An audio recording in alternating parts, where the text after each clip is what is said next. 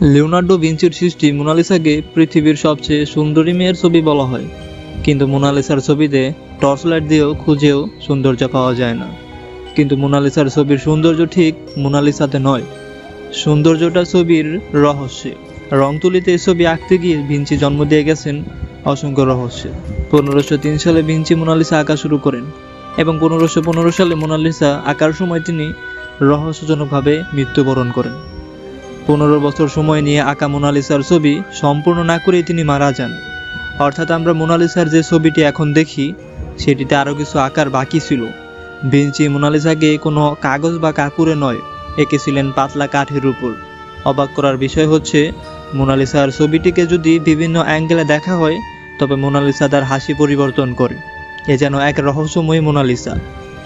1778 সালে সর্বপ্রথম প্যারিসের লুফোর মিউজিয়ামে মোনালিসার ছবিটির দেখা মেলে, কিন্তু ছবিটা মিউজিয়ামে কিভাবে এলো কিংবা কে আনলো এমন প্রশ্নের উত্তর মিউজিয়ামের কর্মীরা জানতেন না, কারণ তারা কাউকে ছবিটি নিয়ে আসতে দেখে নাই।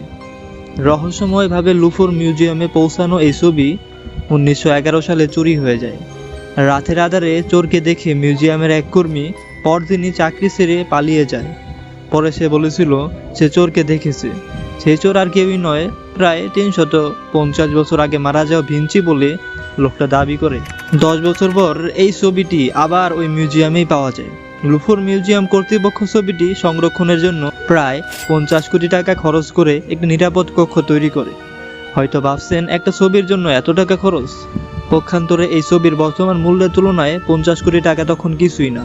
মোনালিসার ছবিরই বর্তমানে অর্থমূল্য হচ্ছে $790 মিলিয়ন, যার টাকার পরিমাণটা হচ্ছে 5380 কোটি টাকা।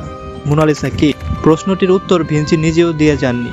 2005 সালে খুঁজে পাওয়া এক চিঠিতে অনেকে মোনালিসার পরিচয় খুঁজে পেয়েছেন বলে দাবি করেন এবং 1503 সালে লেখা এই চিঠিতে ভিঞ্চির বন্ধু ফ্রান্সিস ডিয়াঙ্কন্ট তার স্ত্রী লিচা ডিয়াঙ্কনের একটা ছবি আঁকতে ভিঞ্চিকে অনুরোধ করেন।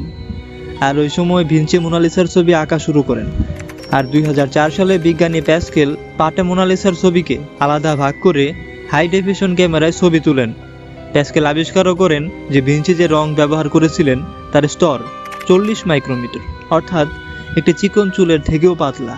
প্যাসকেল আরও আবিষ্কার করেন যে মোনালিসার ছবিতে আরও 3টি চিত্র আছে, তাদের একটির সাথে লিসা ডিয়াঙ্কনের মুখের মিল খুঁজে পাওয়া যায়। সম্ভবত ভিঞ্চি বন্ধুর অনুরোধে লিসার ছবিটি আঁকছিলেন, কিন্তু তিনি এমন কিছু দেখছিলেন যা পুরো পৃথিবীতে অন্য এক নতুন মুখের জন্ম দিয়ে গেছেন। স্টান্ডারল্যান্ড ইউনিভার্সিটির এক সার্ভেতে মোনালিসা সম্পর্কে অদ্ভুত কিছু তথ্য পাওয়া যায়।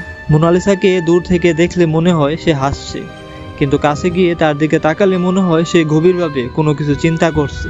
মোনালিসার চোখের দিকে তাকালে তাকে হাসি খুশি মনে হয়, কিন্তু তার ঠোঁটের দিকে তাকালে সে হাসি গায়েব।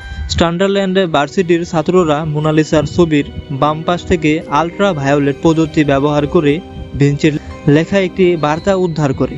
বার্তাটি ছিল স্প্যানিশ ভাষায়, যার অর্থটা হচ্ছে উত্তরটা এখানে আছে।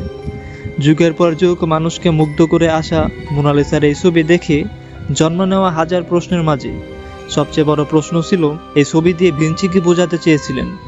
প্যারানর্মাল ম্যাগাজিনের একদল তরুণ ছাত্র উত্তরটা বের করার জন্য অনেক চেষ্টা করেছিলেন।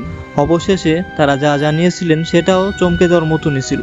ভিঞ্চি মোনালিসার ছবির বাম পাশে গোপন বার্তা দিয়েছিলেন, উত্তরটা এখানে আছে। সে বাম পাশকে আয়নার কাছে আনলে একটা ছবি তৈরি হয়। অবাক করার বিষয়, এই তৈরি হওয়া ছবির জীবটিকে ভিঞ্চি 15 সালের দিকে দেখছিলেন। ছবিটি ছিল একটা এলিয়েনের, হ্যাঁ, ভিন গ্রহের এলিয়েন। কিন্তু এটাকে অনেকেই অনেক রকমভাবে দেখছেন এবং অনেকেই বলে যে এ সকল যা তথ্য ছিল তা কিনা বানানো ছিল, এবং অনেকেই এই সকল তথ্যকে বিশ্বাস করেন। তো এ সকল বিষয়ে আপনার কি মনে হয়? অর্থাৎ মোনালিসার যে পেন্টিংটি ছিল সেটি কি আসলেই এরকম রহস্য ভরা ছিল, নাকি এটা জাস্ট একটা পেন্টিংই ছিল? তা অবশ্যই জানাতে পারেন।